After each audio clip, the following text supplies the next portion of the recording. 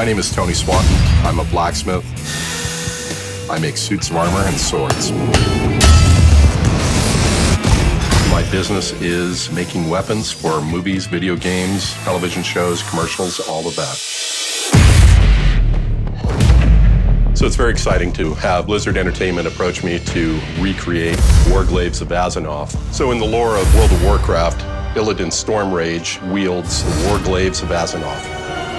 Illidan was originally a night elf, but after consuming the skull of Gul'dan, he transformed into a powerful demon. You are not prepared!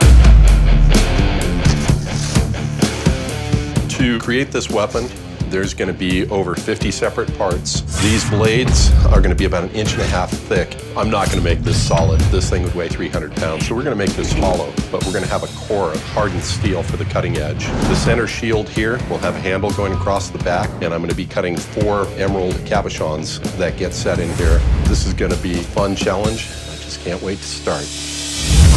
All right. We're gonna cut out the skins of our blades. One of the beneficial aspects of a Beverly shear is you're actually able to follow curved lines. All right, and there we have our cutout of our skin. I'm gonna bring it over to the Pullmax machine and just put a little bit of form in here. I'm gonna hand it back to Douglas, and he's gonna come back in with chisels. Pretty close. Next step, we're just going to take and cut off the edge here. This is razor sharp. If I slip on this, this is going to cut it to the bone, through arteries, skin, tendons, everything else. This rusty piece of metal that looks like nothing is the integral spine of these Warglaives. My design element of this is finished. This.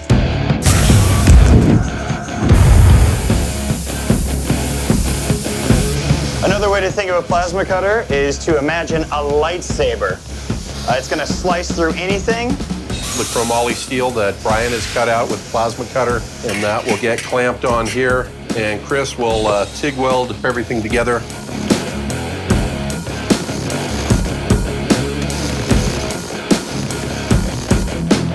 All right, this blade's looking pretty awesome.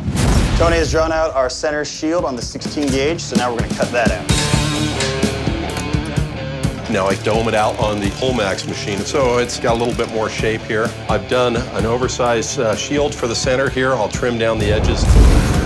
The Warglaive blades are much too large to heat treat in-house, but as an example, this will go into the forge. I'll pull it out, quench it in the oil, just to show you how this looks. It's pretty cool.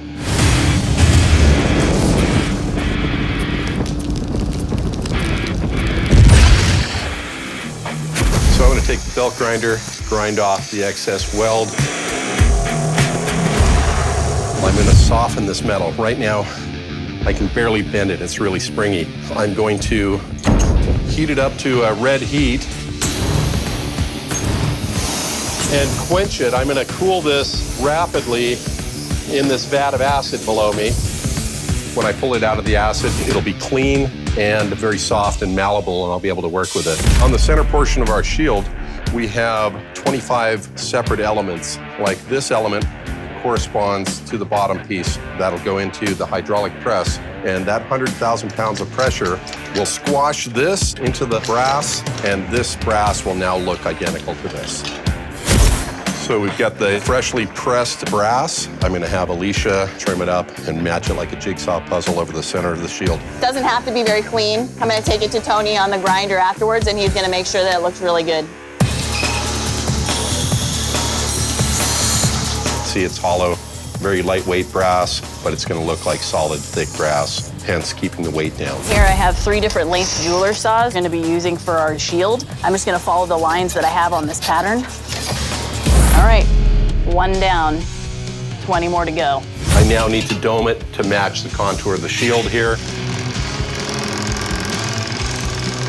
And the rest with a rawhide mallet. We don't want to mash it with a steel-faced hammer. It's getting there. This is looking pretty good. I'm going to go ahead and I'm making a bezel for this. This will give me a nice uniform ring. And we're going to dome the top edge of it so that it holds the stone so the stone doesn't slip out. Next time you see this, it'll have a green gemstone in it. This is the first time all these pieces have been assembled together perfectly like a jigsaw puzzle, and I'm pretty happy with the results. I've just used this diamond saw here to slice out a block of green glass. That'll be the center stone. The next step is I'm going over to the grinder here. I'm cutting these stones in a cabochon form, which means that they're just a dome. There are no facets. A little demonic jewel happening there. Stick a fork in me because I'll be done. Next step I'll do is fit up the wooden handles for this. This is 1/2 inch by about 2 inch wide slabs of red oak. And I'll take one side of this and wrap it with stingray skin. And this is real stingray. It's super strong. This is one of the strongest leathers out there. Decorative, functional, demonic. These screws will hold the whole warglaive together.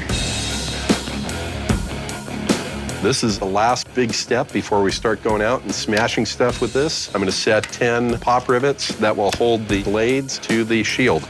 Let's see where we're at. Right about 20 pounds. This thing's going to kick some demon butt. This beauty's finished. Let's go cut some stuff.